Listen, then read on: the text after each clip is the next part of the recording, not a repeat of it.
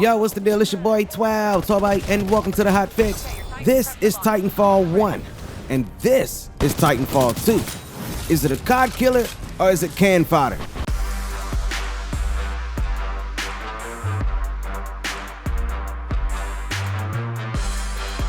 Alright, 12xiibyte Nation, so after playing Titanfall 2's tech test, the movement felt very similar to Mirror's Edge, EA's realistic parkour title.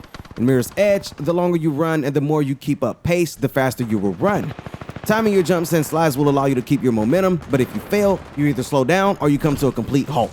In TF2, your thrusters are basically running at 50%, and in order to reach 100%, you need to build momentum. So that means from drop point, you're going to have to plan exactly how you're going to get around on this map early. When you're running and gunning and focusing on avoiding the opponent or trying to get closer to the objective, you have to look at where you are and question, okay, what will be the best way to get over this obstacle? What's going to give me the fastest speed so I can make this jump? Those are the questions you now have to ask yourself, because that speed that you were used to in Titanfall 1 is no longer there in Titanfall 2. In TF1, you had little to no restraints on how you can get around the map.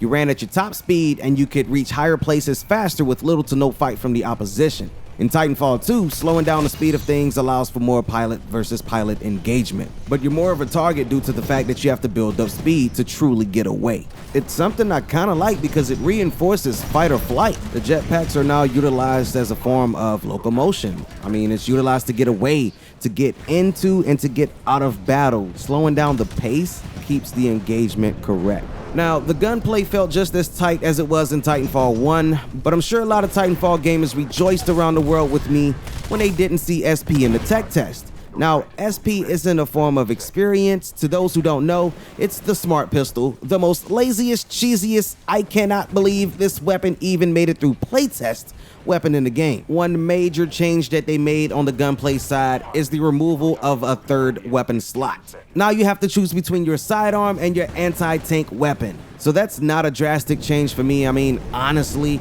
I'd die before I'd have to solely rely on my primary weapon, and one in the chamber moments rarely happen for me. But I can understand the frustration.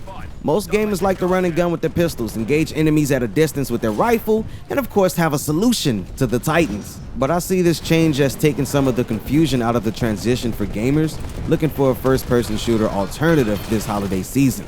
I love the changes Respawn Entertainment made to the HUD. It's more legible, less distracting, and takes up less space. The map display is solid. There's no XP chart or anything that's at the bottom of the screen like it was on Titanfall 1. And the map display is solid. It uses opaque team-colored circles to remind you where the most action is, and it keeps you informed on the direction of enemy contact. Choosing your loadout is more streamlined. The kill log has a convenient location as well, and I loved how they added a health bar to enemies in the game. It gives it a slight Destiny feel. The overall look of the game felt nice and polished for a pre-alpha. I totally forgot EA published Titanfall until I got to the loadout screen. And I was like, yo, this feels familiar. Like, this looks like Star Wars Battlefront. This feels like Battlefield 1. And the reason being, it looks just as polished as Crysis and Battlefield 1. And let me just add that the tech test was running at 900p. That's way above 720 and just shy of 1080p. Now, gamers claim that they had FPS drops. I didn't recall any at all. If you see any in this gameplay, definitely let me know. I guess I don't know what to look for, but I haven't seen any personally. Now, all of these changes did make the game feel a lot more realistic to me, and I did welcome the change. But just like with any other game, when you change key components of the game's infrastructure too much, then it's no longer the original title. You've now created an identity crisis, and in Titanfall's case, it never really truly found its identity to begin with. Well, let me rephrase. Titanfall 2 will shed light on what Titanfall really is and actually begin building its own identity. And this will come off as biased, but given the way Titanfall launched, it set itself up to change without repercussions. It came out and said, hey, this is Titanfall, check it out, it's something good, it's something that's gonna be great. It didn't come out and say, yo, this is Titanfall, this is the best, this is the Call of Duty killer, this is the game to get. It didn't come out like that, yo. It came out very modest. It came out kind of like, yo, with a humble beginning. I mean, think about it. Titanfall for most was a sleeper hit. It was marketed decently, but the game was far too different for first-person shooter gamers to get into and enjoy. And the majority of the gamers who thrive off FPS experiences play Call of Duty. Proof? COD Ghost reviews average at about, what, 6, but it made 1 billion. Console constraints, console gen switches, marketing, etc. It all played a role. But Titanfall 1 reviews averaged right at 9, but it only generated 10 million. A clear case of what's popular and what's great, and what it does monetary wise. But moving it along, I mentioned that Respawn Entertainment had to take confusion out of the transition for casual gamers looking for an alternative to Call of Duty. So in order to do so, you have to make your game similar. I firmly believe that Titanfall 2 was developed to give gamers an option from Infinite Warfare and potentially take some consumers away from Activision. But what if I told you that EA told Respawn that we need to make a title that's similar to Call of Duty to undercut Activision sales and set Titanfall in position to take substantial amount of gamers away from them for good? Make sure you stick around and subscribe, because I'm going to talk more about that sometime in the next hot fixes to come. I will say that Titanfall 2's tech test left me feeling relieved but confused at the same time. Titanfall 2 felt like a great game, but from what the tech test gave me, I don't feel like it's the Titanfall we're all used to. It feels like a Call of Duty clone, but one that's better.